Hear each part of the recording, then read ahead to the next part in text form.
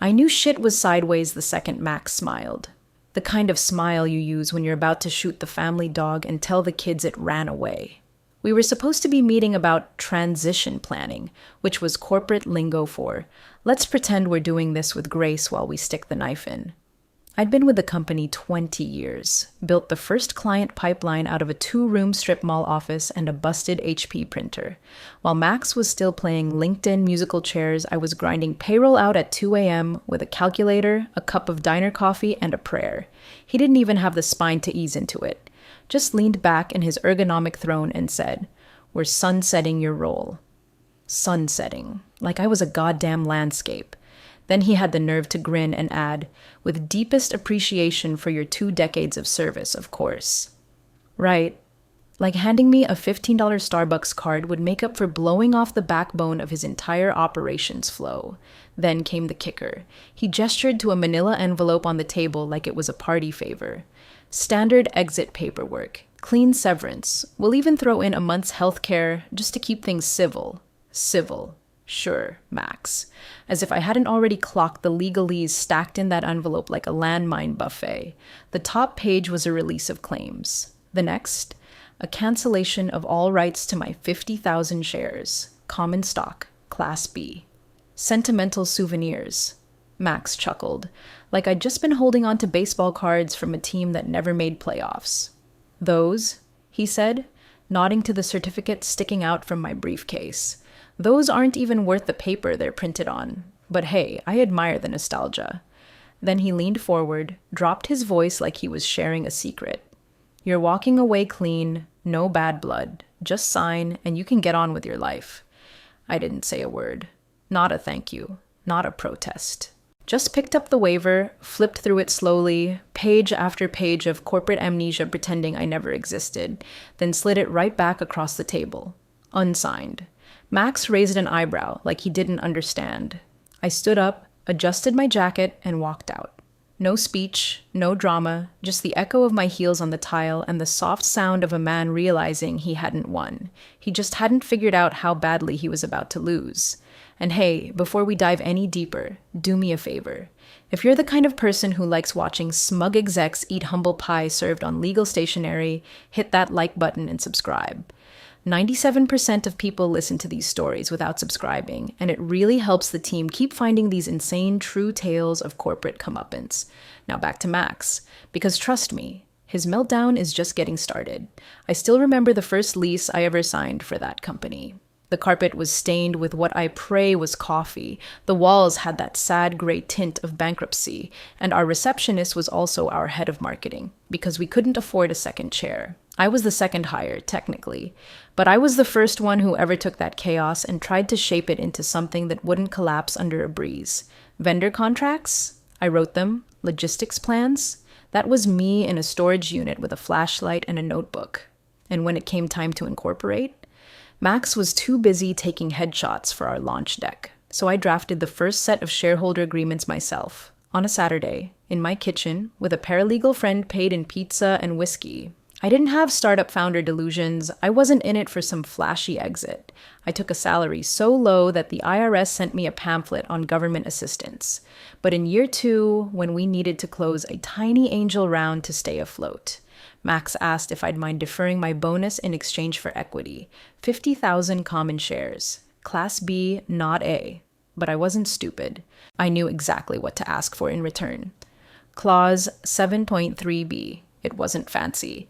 Hell, it was one sentence buried on page 14 of a document no one's touched since Bush was president. But it was airtight.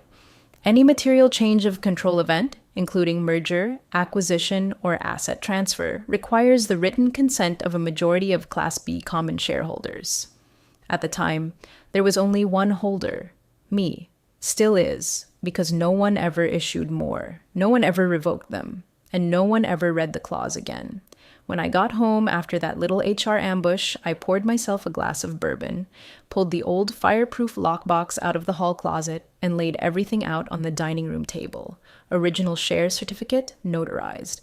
Articles of incorporation with my signature in the bottom margin. And then, like an old friend, the binder. Thick, dusty, unimpressive to the untrained eye. I flipped to the tab marked Governance, pages curled at the edges, notes scribbled in red ink from a different life. And there it was, Clause 7.3b, my silent insurance policy, untouched, unchallenged, binding. Max had spent the last few years padding his golden parachute, prepping for this big merger like it was the second coming of Apple and we were the anointed. Meanwhile, I'd been quietly watching the cracks form, the regulatory gaps, the legacy vendor contracts that still had poison pills written in because no one but me ever bothered to update them. And now, this, my so-called worthless shares. The same ones that could burn his whole exit to the ground. I leaned back, hands behind my head, and stared at that clause like it was the Mona Lisa. Maybe I wasn't crazy after all. Maybe playing the long game wasn't a fool's errand. Maybe I didn't need a corner office or a standing ovation. Just one clean clause, one paper match, and a room full of suits who forgot where the fuse box was. I didn't storm out, didn't throw a chair, didn't fire off a flaming resignation email titled, "Rot in Hell, Max." That's not how you win. I let them think I was licking my wounds somewhere, maybe polishing up a dusty LinkedIn profile and crying into my retirement plan. Hell, I let them believe I'd already accepted the loss. That's the move they never see coming, when you leave the room silent, not scorched. 3 days after my sunset, I logged into the shareholder portal from my kitchen table, sipping day-old coffee out of a mug that said, "World's Okayest Operations Manager." Password still worked. No multi-factor prompt, no security flag, and there it was. My name, listed plain as day. Briggs, Nathan, Class B Common, 50,000 shares. Active. No note about termination, no cancellation memo, not even a whisper of reclassification. They hadn't filed jack. I clicked through the documents attached to my account. The digital copy of my share certificate was still on file. I cross-referenced the metadata, last updated 10 years ago by me. Max's golden boys hadn't even touched it. No wonder he was so smug. He didn't think there was anything to worry about because he never bothered to read beyond the bold font and the bullet points legal fed him over lunch. Meanwhile, the foundation under his $1 million merger was still carrying my damn name. I opened my personal safe and pulled out the hard copy of the certificate. The paper was thicker than some of the resumes we'd hired off of. I slid it into a new protective sleeve and took it downtown the next morning. Had it notarized at a UPS store next to a vape shop and a bail bondsman. Then I walked it 2 blocks to my lawyer's office. Janice. Quiet. Lethal. The kind of attorney who reads tax footnotes for fun and once made an M&A lawyer cry during discovery. She didn't even blink when I handed her the binder. Just flipped to clause 7.3b, nodded once and said, "Do you want to light the match now or wait until the gasoline's already soaked in?" I said nothing, just smiled, because the truth was, I wasn't going to send angry emails. I wasn't going to tip anyone off. Let them print their slide decks and pop champagne in conference rooms with catered sushi. Let them keep thinking I was out of the game, just another discarded relic from the early days. Meanwhile, I was watching every move from a distance, calm, controlled, ready. Still water doesn't mean nothing's moving. It just means no one's noticed the current yet. Max was already making his victory lap. Told the board he'd tightened the belt, streamlined leadership, and cleared out legacy redundancies.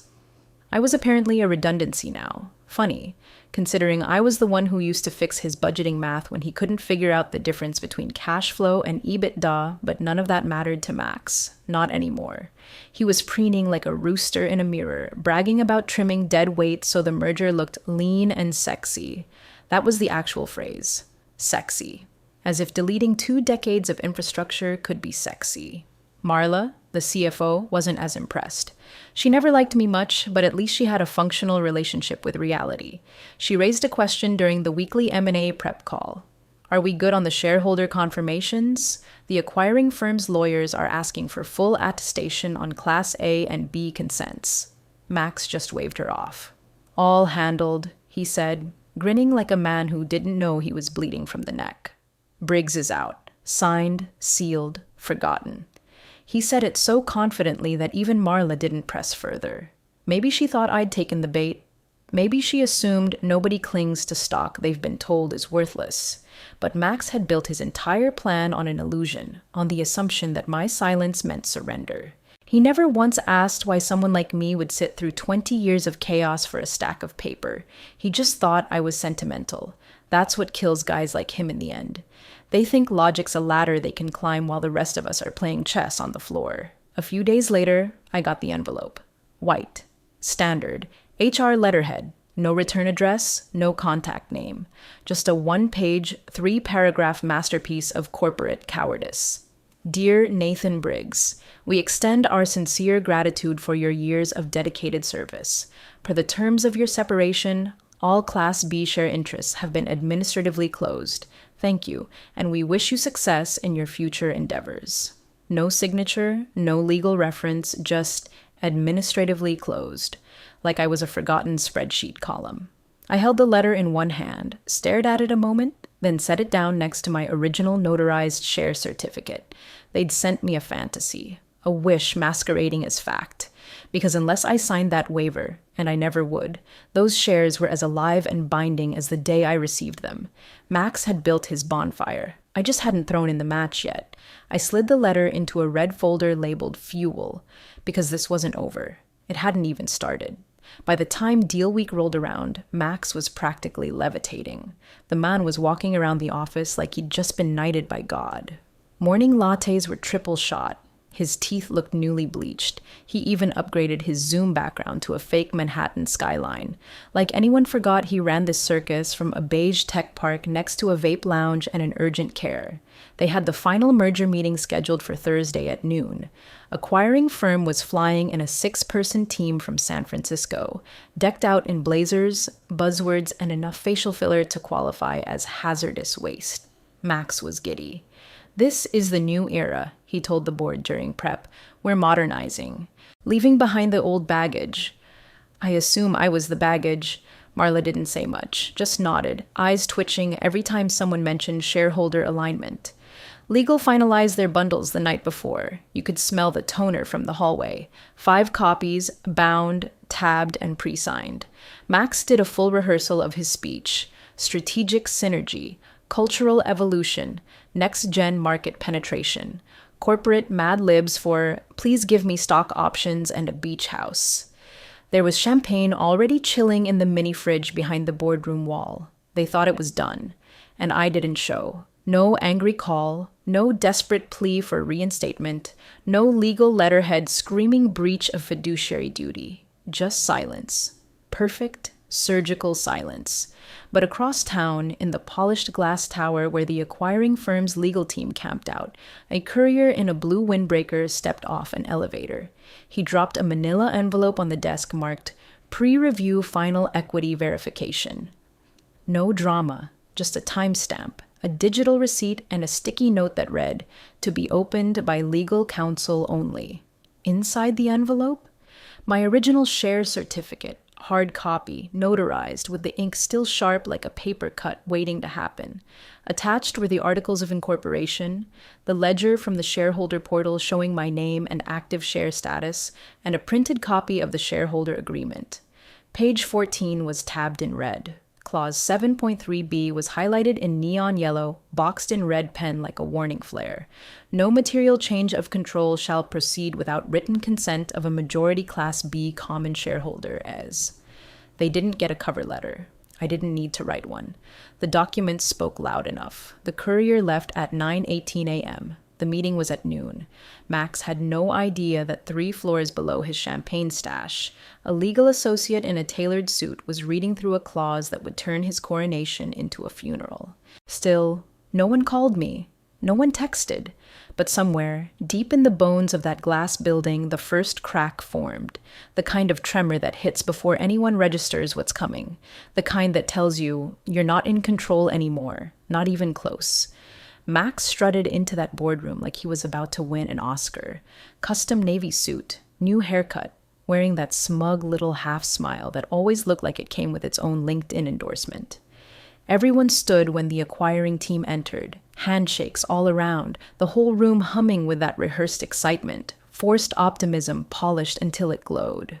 Marla sat near the end of the table, already thumbing through the printed merger bundle, checking boxes, trying to look unfazed. But even from the security feed, yeah, I was watching. Her eyes were tight. She knew there was one ghost no one had managed to exorcise yet. They kicked things off with introductions, a few awkward jokes about long-awaited synergies, and then Max launched into his presentation. Big, bold vision, market expansion, something Web3.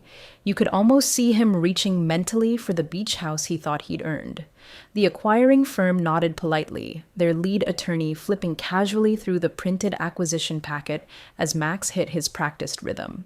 He was 3 slides deep into some nonsense about transformational brand pillars when it happened. Page 3. That's all it took. Marla's hand stopped mid-page turn. Her expression didn't change, but the blood drained so fast she looked like someone unplugged her. She leaned slightly toward Max, voice low but clear enough to send a chill across the table. This clause, did you get a waiver from Briggs? Max didn't get it at first. He blinked, paused, waved a hand. He's gone. Those shares are dead. HR sent him the termination packet. Case closed. Legal, our internal guy, cleared his throat and leaned in just enough to smell panic coming off Max like cheap cologne. Max, they're not dead unless he signed the waiver. The air in the room changed, not dramatic, not loud, just the sudden, suffocating absence of movement, like the room realized it had stepped off a cliff mid-stride. The acquiring firm's lead attorney, young, polished, probably drinks overpriced green juice for breakfast, lifted his head and said flatly, "We can't proceed until this is resolved." Max tried to talk over him. "That clause is ancient. It's never been triggered. He hasn't been active in years. This isn't material." But legal cut in, sharper now. "Doesn't matter. The clause is binding. It wasn't repealed. And if he didn't waive those rights, then we've got a problem." The acquiring firm's GC snapped her laptop closed with the kind of finality you don't argue with. "Our due diligence assumes full, clean shareholder alignment. We don't close under a pending veto risk, not at this scale." Max stammered, fumbled for his phone like he could call back time. The champagne in the fridge stayed corked. And I? I was in a lawn chair on my porch, watching the clouds roll by with a glass of iced tea, while a $150 million deal slammed face first into the wall I'd built 2 decades ago. Without a single raised voice, Max's empire began to buckle. Right there, right in front of everyone. All because he never asked the right question, never read the fine print, never imagined that the man he called irrelevant might still be holding the detonator. By the end of the day, Max had left me 7 voicemails, each one progressively more desperate, like a drowning man trying to sweet-talk the tide. "Hey Nathan, just circling back, no hard feelings about before, right?" Click. 2 hours later. "Look, if we could just have a quick chat, there's a few things I'd love to clear up." Then, late that night, after the legal team confirmed what he should have known already, "I don't know what you think you're doing, but this isn't just about you anymore. You're hurting everyone." I didn't answer. Didn't block him either. Let the messages pile up like unpaid parking tickets. Max had always been the kind of guy who thought noise equaled power. The louder he got, the more in control he felt. So silence? Silence was a foreign language he never bothered to learn. The board called an emergency session by morning. The mood shifted from celebration to full-blown triage. One of the investors, Greg something, old money with too much face filler, demanded to know why a clause as critical as 7.3b hadn't been neutralized. "You said this was clean," he barked across the Zoom call. "You said all shareholders were aligned." Marla didn't even try to dance around it. Her voice was low, deadpan, like she'd already done the math and accepted the loss. "He never signed the waiver," she said. "His shares are intact. Class B. The clause is still enforceable." Silence again. Not a quiet moment. This was the kind that spreads, slow and crushing, like concrete setting around a body. The acquiring firm's lead counsel dropped the hammer around noon. "Unless the waiver is signed and legally cleared within 48 hours, we're withdrawing." Max tried to save it, of course. Spun some bullshit about miscommunication, promised expedited legal review, said the clause was symbolic and not intended to interfere with forward-looking momentum. He even threw in a half-assed apology email, subject line, "Let's talk like old times." I didn't reply, because there wasn't a damn thing left to say. I spent that entire day sitting on my porch, iced bourbon in hand, dog snoring at my feet. The sky was soft gray with that late summer haze where you can feel September trying to break through. I watched clouds roll past and listened to the wind rustle through the trees, while somewhere in a glass tower downtown, a man who once laughed in my face was unraveling in slow, exquisite silence. No calls, no threats, no counteroffers. Let him squirm. I wasn't reacting anymore. I wasn't even participating. I was setting the tempo with stillness, and they were dancing to it whether they liked it or not. By the third day, they broke. Not all at once. Corporate pride doesn't go down easy, but in staggered waves of polite desperation. First came a soft ping from Marla. No subject line. Just, "Nathan, are you available to speak?" Then a follow-up from the chairman's assistant requesting my presence at a brief alignment session. And finally, a group email, unsigned, marked time-sensitive board discussion, shareholder resolution. Cute. They were still calling it a discussion, like I'd show up to sing Kumbaya and be handed a branded thermos on my way out. I let it sit. Made them stew another 24 hours. Then I picked a time, told Janice to prep the paperwork, and showed up 10 minutes late in a beat-up sedan they used to mock in the employee parking lot. The receptionist looked like she'd seen a ghost. Max, already sweating through his second shirt of the day, stood when I entered the boardroom. I didn't sit, didn't shake hands, didn't smile. Just opened the folder in my hand and laid 3 pages on the table, neatly clipped. 1, a revised consulting agreement, 18 months, $1.8 million flat. No clawbacks, no KPIs, no bullshit. 2, a vesting clause. Full value payout on my original 50,000 shares calculated at exit price. Not a cent less, not a penny deferred. 3, a single sentence requirement on company letterhead, a public acknowledgement of invaluable contributions from founding shareholder and operations architect Nathan Briggs to be included in the merger press release and investor packet. I didn't say a word while they read it. Max, to his credit, didn't explode. He tried that upper management Jedi mind trick. Light chuckle, condescending tone, arms folded like a dad catching his kid sneaking whiskey. "Nathan, be reasonable. This is aggressive. You're holding the company hostage over paperwork no one's looked at in 20 years. I met his gaze for the first time in months. Good thing I looked at it then. He started to open his mouth again, but Marla, God bless her sudden spine, cut him off. "Take the deal," she said, voice low but firm. "Or kill the merger, but don't waste another breath pretending we have leverage." The room went dead quiet. The board flipped through the pages again. Legal whispered something into the chairman's ear. Max tried to smile, but it didn't reach his eyes. He looked like a man trying to flirt with his own executioner. Nobody asked for revisions. Nobody countered. They knew. They'd built the entire future of the company on the assumption that I was gone. Now their exit, Max's yacht, their bonuses, the firm's big, shiny, strategic evolution, all hinged on one thing, my signature. I walked out 10 minutes later without ever sitting down. Leverage doesn't need volume, just ink. 2 weeks later, the merger closed under clear skies and tight smiles. PR did its thing, carefully worded blurbs in Forbes and TechCrunch, buzzwords sprayed across headlines like cologne at a middle school dance. Transformational partnership. Next-gen market leadership. All fluff and optics, but buried in the investor brief, one quiet line stood out like a pin in a balloon. Legacy Class B shareholder and strategic advisor, Nathan Briggs. No title inflation, no asterisk, just presence. Finally acknowledged in black and white, tucked between board appointments and liquidity statements. Max. Gone. Resigned for personal reasons, the press release said. Classic. Which probably translated to, got caught playing chess without a board. Rumor was he tried to spin it as a graceful exit, told someone it was always part of the plan. Sure, Max. Just like you planned to hand the detonator to the one person you didn't invite to the war room. The closing dinner was held at some rooftop steakhouse with a view that screamed, "We survived."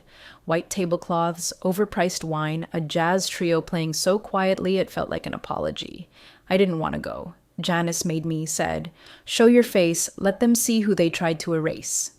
The acquiring CEO stood near the end of the meal, glass in hand, smile tight but genuine. He raised it in my direction, not toward Max's empty seat, not toward the new board, but to me. To the man who understood what those shares were really worth. A few heads turned. Some clapped politely. One exec raised an eyebrow like he was trying to do the math in real time. I didn't raise my glass back, didn't speak, just nodded once and let the silence fill in the rest. Because that's the thing about people like Max. They think power lives in noise, in meetings and memos and polished pitches about vision. They don't realize the real moves happen in quiet rooms with dusty binders and clauses they never bothered to read. They think shares are only valuable when they're shiny. But funny how worthless something looks until someone reads the fine print.